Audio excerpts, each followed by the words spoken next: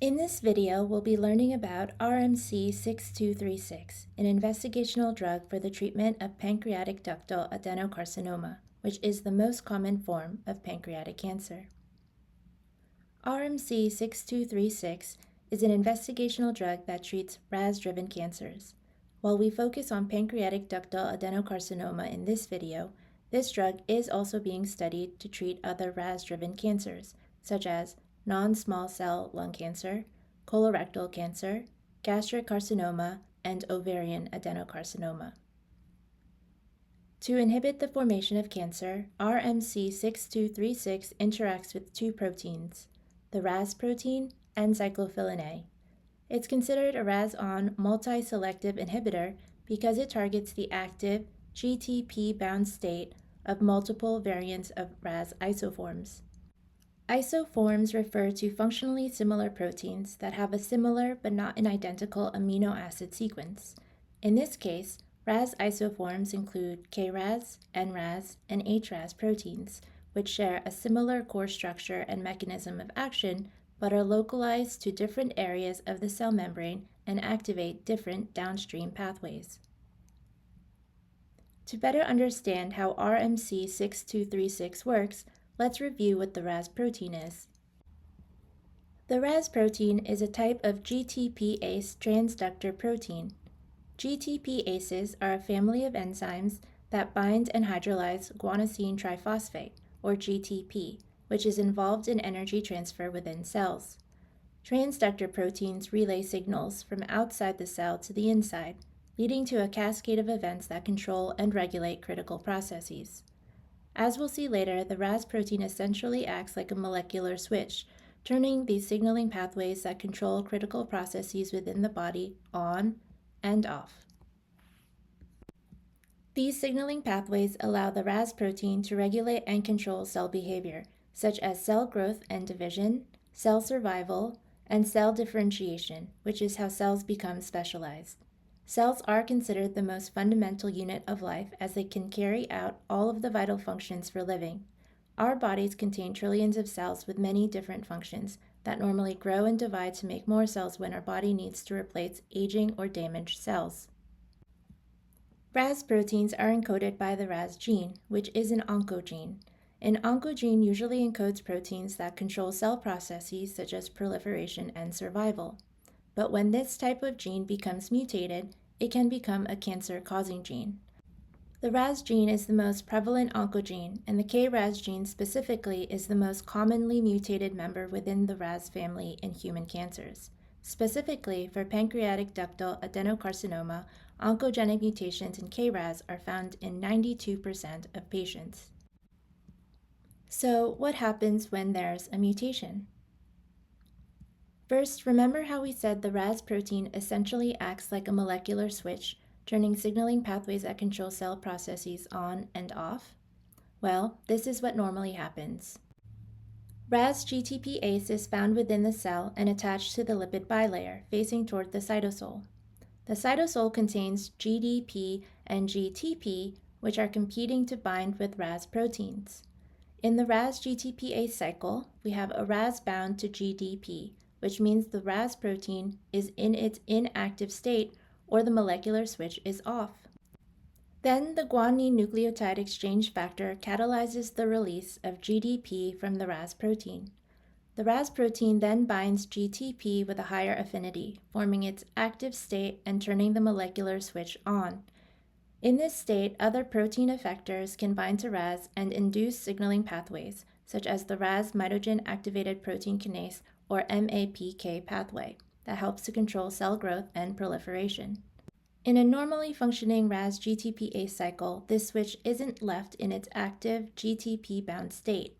A GTPase activating protein hydrolyzes GTP by breaking a phosphate bond to make GDP, which then turns the molecular switch off. The cycle continues, switching off and on in a steady state. However, when there's an oncogenic mutation, the mutated RAS gene encodes RAS proteins that don't function as normal. Because the mutated RAS gene continues to encode more proteins, there also becomes an accumulation of more and more proteins that don't function properly. In this case, the mutation leads to a disruption in the RAS-GTPase cycle. GTP hydrolysis is impaired, or the GDP to GTP nucleotide exchange by the small GTPases is accelerated, and the RAS protein is stuck predominantly in the active GTP-bound state. This is considered a gain-of-function mutation in the gene because the encoded protein ends up gaining a new or more highly expressed role in the body. Here, this is expressed as the RAS protein or molecular switch being left on, which is why it's referred to as RAS-on. This affects the downstream protein effectors, such as BRAF, which we'll look at later, as well as the signaling pathways, which can then lead to uncontrolled cell growth and cell survival, or ultimately, the formation of cancer. Here we can see the structure of a KRAS protein bound to the RAS binding domain, or RBD, of a protein effector, BRAF. This interaction is critical for RAS-on as it activates the MAPK signaling pathway. Another way to look at it is that RAS-on acts like a key that fits into a lock, which is the downstream effector protein, or the RBD of BRAF.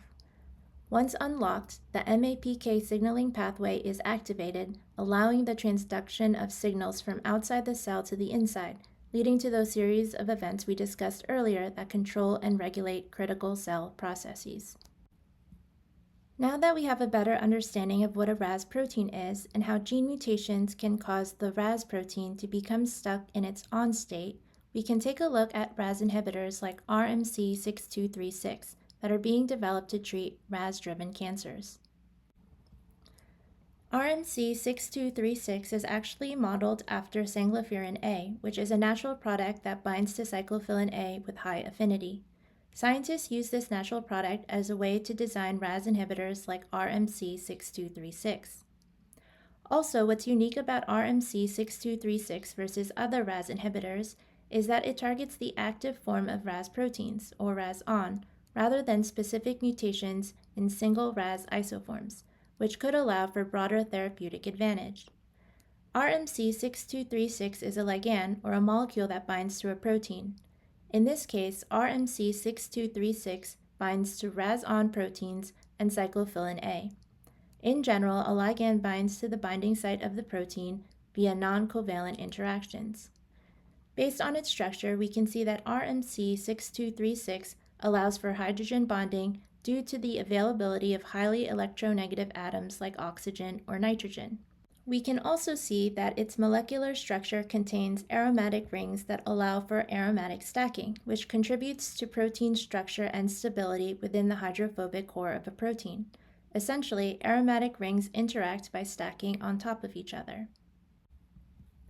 If we look at the interactions between RMC-6236 and cyclophilin A, we can see how these same non-covalent interactions bind the two molecules together.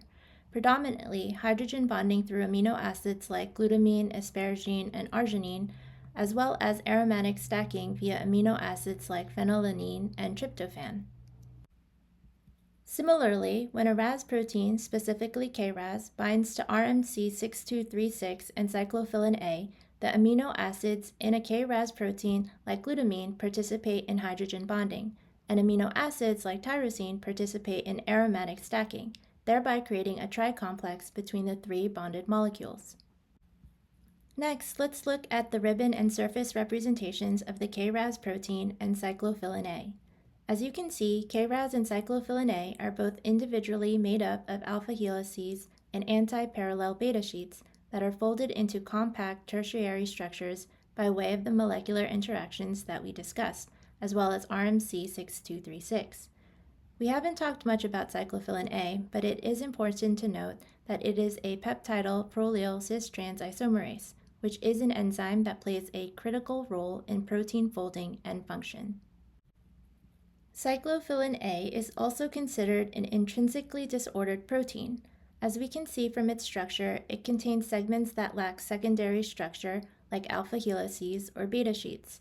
These segments are considered messy and flexible and give cyclophilin A the reputation of being disordered.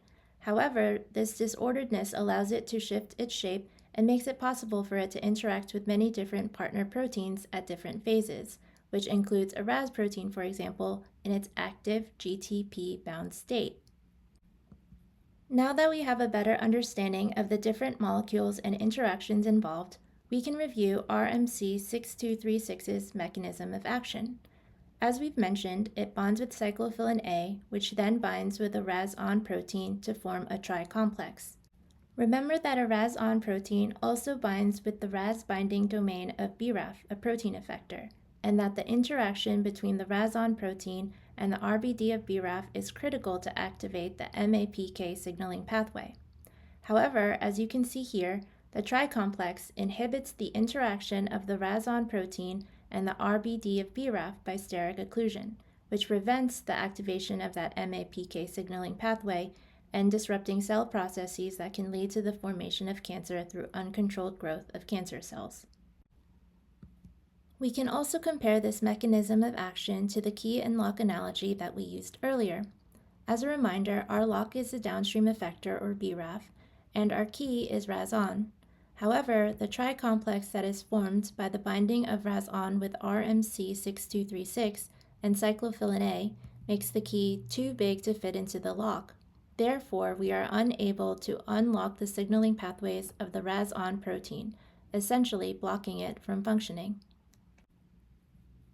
Based on a press release from Revolution Medicines, the clinical stage oncology company that developed RMC-6236, as of October 2024, there was encouraging data from their phase 1 study of this investigational drug for the treatment of pancreatic ductal adenocarcinoma.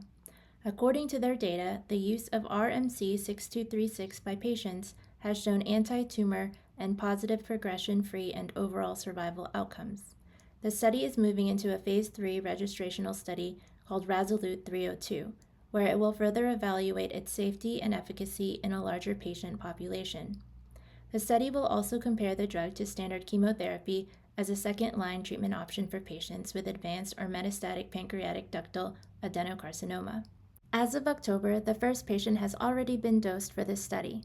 The CEO of Revolution Medicines is quoted as saying, "The randomized RASolute 302 trial will formally assess the potential for this bold investigational drug to make a meaningful difference for people living with metastatic pancreatic ductal adenocarcinoma, one of the most difficult to treat cancers. In fact, pancreatic cancer currently has a 5-year survival rate of only 3%. It's usually diagnosed late and is resistant to standard chemotherapy. Pancreatic ductal adenocarcinoma and its variants makes up about 92% of all pancreatic cancers and is the most RAS-driven of all major cancers. Metastatic pancreatic ductal adenocarcinoma continues to be one of the most common causes of cancer-related deaths in the U.S. But there is hope that continued research can help to develop safe and effective treatments to fight this terrible disease. And fortunately, so far, RMC-6236 has been shown to be making progress in the fight against RAS-driven cancers. Lastly, I just wanted to honor my younger brother, Christian Kevin Dela Cruz, who was a participant of the Phase 1 clinical trial for this drug. He was diagnosed with stage 4 pancreatic cancer in July 2022 and passed away in February 2024. He was a very stoic, steady, and brave person, and I'm proud of him for making the decision to be part of this study. It takes very courageous volunteers to help develop drugs and treatments that could benefit others in the future. Also, he would probably think dedicating this video to him is very lame, but that's okay. If you are someone who found this video because you or someone you know have been diagnosed with pancreatic cancer and wanted to better understand how this drug works, or just someone who likes biochemistry, I hope this video is helpful.